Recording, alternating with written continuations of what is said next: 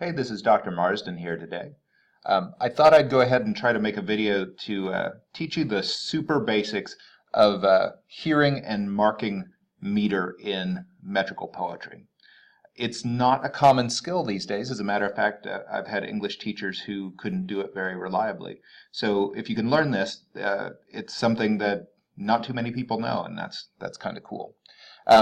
So there are several ways to mark meter. Or to classify the rhythm of poetry. We have first what's called a syllabic system. A syllabic system just counts syllables. So if you've ever had to write a haiku, 575, that is a syllabic system, in that only the syllables count and accents don't count at all. On the other hand, there are accentual systems.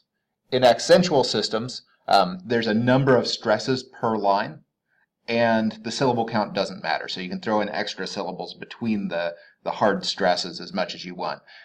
Some Old English verse is written in that style, like Beowulf is written like that. Quite a lot of rap is done that way. However, the one we're going to focus on today, and the one that is most common in traditional English metrical poetry, is going to be called accentual syllabic. That means that we are going to measure both the syllables and the stresses, and the way we're going to do that is we're going to come up with what's called metrical feet. A foot is just a unit of meter, okay? And to do scansion, we're going to read a poem out loud, we're going to mark the stressed syllables, we're going to fill in the unstressed syllables, divide that line into metrical feet, identify those feet, and then count the number of those feet. And I promise it's easier than it sounds. First, we're going to learn the feet. The first one is the iamb. An iamb, by the way, if you were to make it an adjective, would be iambic. And it's going to be the most common foot by far in English. If you ran into somebody who was speaking in iambic, they would sound a little funky, but they would not sound completely alien or weird. Okay? So the iamb is just an unstressed syllable followed by a stressed syllable. So it's da-dum. Okay, let's try one of these out, right? So I guess I should cover this up here so we don't so I'm not inclined to cheat. But soft what light through yonder window breaks. Okay, this is a line from Romeo and Juliet. You probably heard it before. So when I'm doing meter, I'm going to turn up the bass a little bit. I'm going to say it first the way I would ordinarily say it, but soft with light through yonder window breaks. Then I'll go ahead and turn up the tick-tock a little bit. It's a little bit like, I don't know, I learn a lot of musical instruments, so I play a ton of stringed instruments kind of badly. And when I decided to learn to play the bass, I realized I didn't listen to bass lines very much. So I'd listen to melodies, I'd listen to guitar rhythms, I'd listen to lead guitar, but I wasn't really paying attention to bass lines. Once I started to learn to play the bass, then all I could hear was bass lines. So one of the things we're going to learn to do is just turn up the bass a little bit in these. Just make it a little more tick-tocky than it might be, and you should then be able to hear the rhythm a little better. But soft what light through yonder window breaks. Now when we've got two-syllable words, that makes it easier, right? Because then we can't get it wrong. So let's go ahead and mark these. But soft what light through yonder window breaks. Okay, so I'm just marking the syllables that sound like they've got stresses in them. Now, we can check it with our two syllables or three syllable words. Yonder, window, that sounds dumb. And so I think we can use that to check if we're not sure. So I've marked the stresses. Then I'm going to mark the syllables that aren't stressed. Okay, so far so good. Then I'm going to look through my list of feet.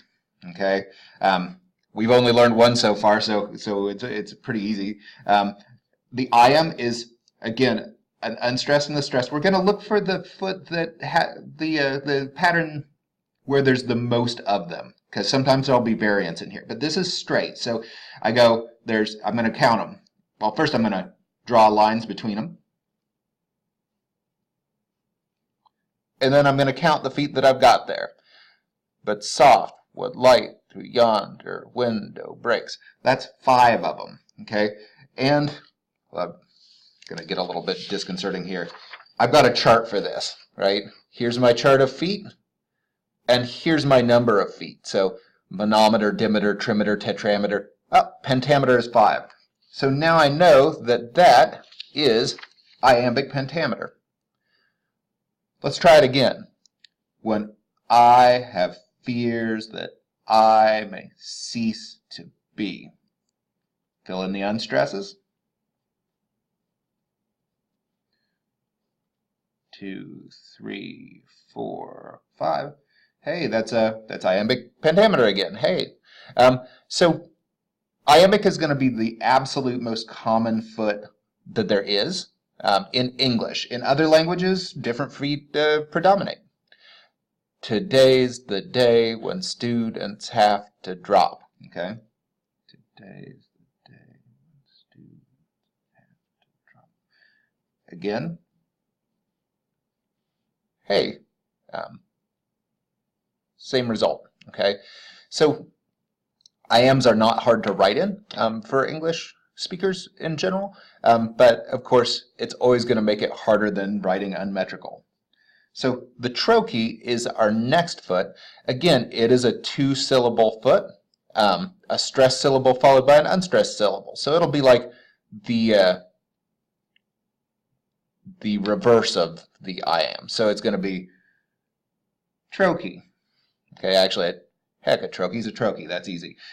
It would be trochaic will be the adjective form. So here's one from Shakespeare. Double, double, toil and trouble. Okay. Hey, that's pretty easy. Let's try again. Remember, we're going to read it out loud. We turn up the bass. We're going to mark the stresses, mark the unstresses, name it, and then look up the number. So we've already done that for this one. What? It's 1, 2, 3, 4, which would be trochaic tetrameter. Hey.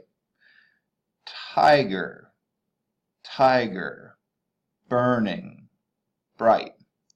Okay, 1, 2, 3. Hey, wait. I'm missing one.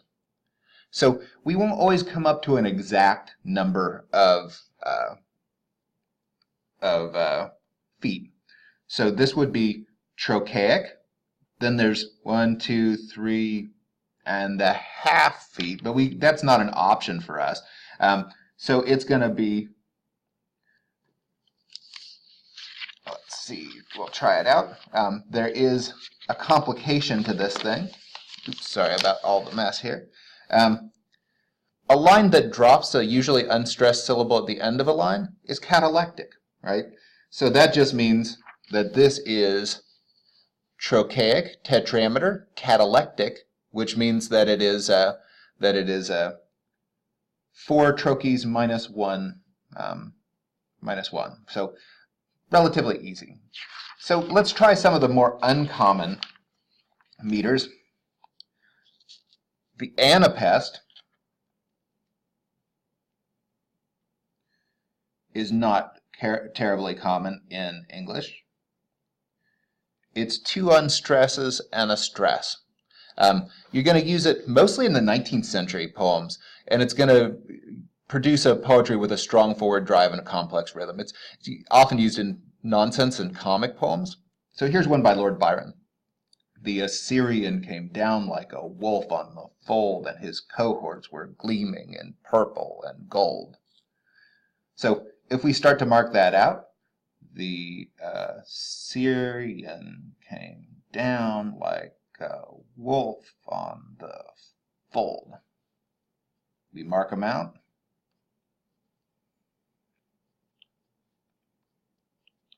We got 1, 2, 3, 4. So that's anapestic tetrameter. Hey, not too difficult. Here's one from Poe. This is from Annabel Lee. And the moon never gleams without bringing me dreams. Think about where you'd put the stresses for a second.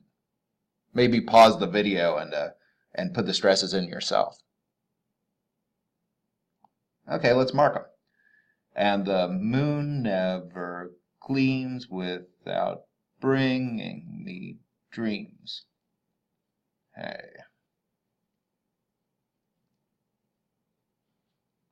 Hey, there we got anapestic 1, 2, 3, 4, anapestic tetrameter again. Okay. Now the dactyl is the weirdest and sounding and the least used of the metrical feet. It's going to be 1 stress and 2 unstresses. Let's try this line from